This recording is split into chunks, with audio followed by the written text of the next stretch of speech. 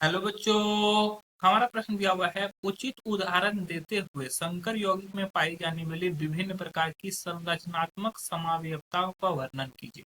चलिए समझते हैं इस प्रश्न को। अगर इस प्रश्न की मुख्य अवधारणा की बात की जाए, मुख्य अवधारणा में हमें क्या समझना होगा? समावयवता के बारे में। ठीक है, समावयवता समान अवयव मतलब कि जिसका अनुसूत्र समान, जिसका अनुसूत्र समान लेकिन संरचना भिन्न भिन्न हो, लेकिन संरचना भिन्न भिन्न हो, उसको समावयवता बोलते हैं। अब देखो हम लोग को कहाँ पे देना है? संकर यौगिक में समावयवता दिखाना है। तो संकर यौगिक में जो पहली समावयवता होती है वो होती है आयनन समावयवता।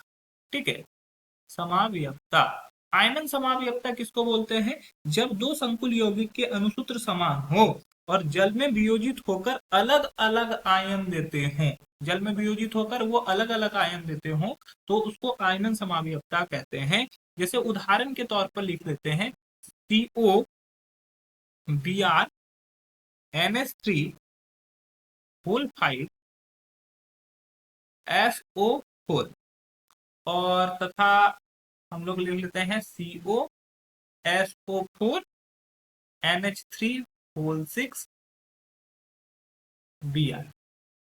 तो यहाँ पर अगर ये आयन की बात करें तो यहाँ पर ये जब टूटेगा तो ये कौन सा आयन देगा? ये COBr NH3 होल 5, ये +2 आयन, और SO4 2 माइनस आयन देगा।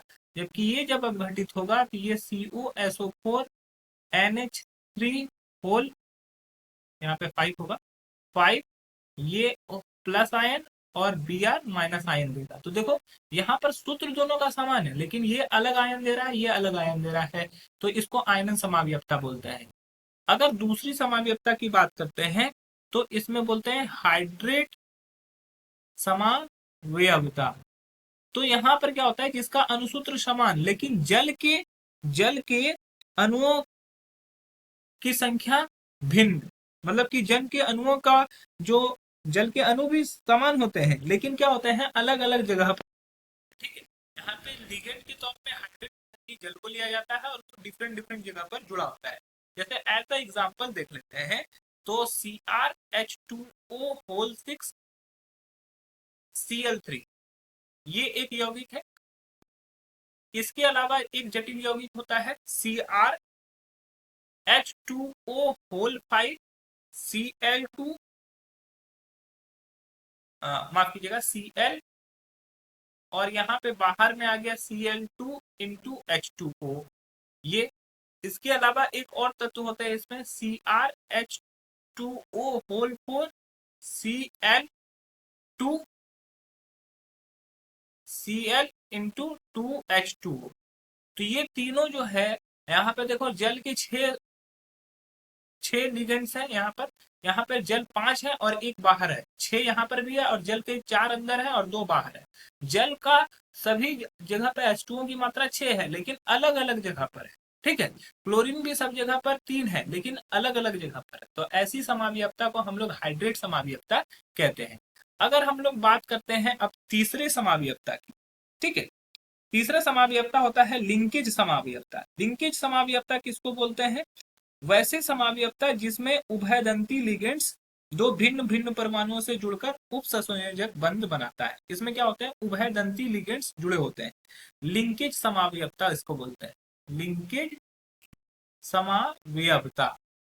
ठीक है, जैसे कि उदाहरण के तौर पर अगर हम लोग यहाँ पर बात करें तो उदाहरण के तौर पर हम लोग लिख सकते हैं, जैसे CO हो गया, ये हम लोग NO2 से जुड़ता है। ठीक है, और ये NH3 होल 5, और यहाँ पर ये Cl2 से जुड़ा हुआ है। और इसी के साथ अगर मान लो यहाँ पे NO2 से जुड़ा हुआ है, अगर यहाँ पर CO जो हो गया, ये CO जो हो गया ONO से जुड़ गया, और साथ में NH3 होल 5 और ये Cl2 से जुड़ा हो, तो ये क्या है, अणुसूत्र समान है, लेकिन यहाँ पे एनो सीओ जो है NO2 से जुड़ा हुआ है, यहाँ पे सीओ जो है वो NO से जुड़ा हुआ है।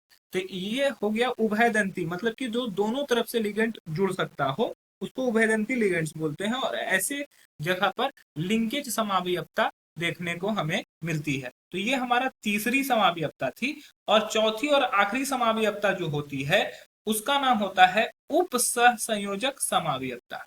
ठीक है, चौथी जो होती है वो क्या होती है, उप सहसंयोजक समावयव। तो उप सहसंयोजक समावयवता जब इसमें धनायन तथा ऋणायन दोनों संकर यौगिक होते हैं। धनायन तथा ऋणायन दोनों कैसे होते हैं, जैसे CO है, ये NH3 के साथ जुड़ गया, और यहाँ पर क्या हो गया, Cr है, ये CN6 के साथ जुड़ गया।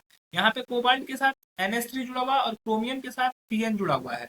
अब इसी का अगर हम लोग दूसरा फॉर्म बनाए तो यहाँ पर कोबाल्ट के साथ Cn जुड़ जाएगा और Cr के साथ NH3 जुड़ जाएगा। तो ये भी एक तरह का समावयव है। ठीक है, यह भी एक तरह का समावयव है, और ये जो समावयवता दिखाता है उसको बोलते हैं उप सहसंयोजक समावयवता। तो ये मुख्यतः 4 तरह का समावयवता दिखाते हैं जो कि निम्नलिखित है। आशा है कि यह प्रश्न आपको समझ में आया होगा। धन्यवाद।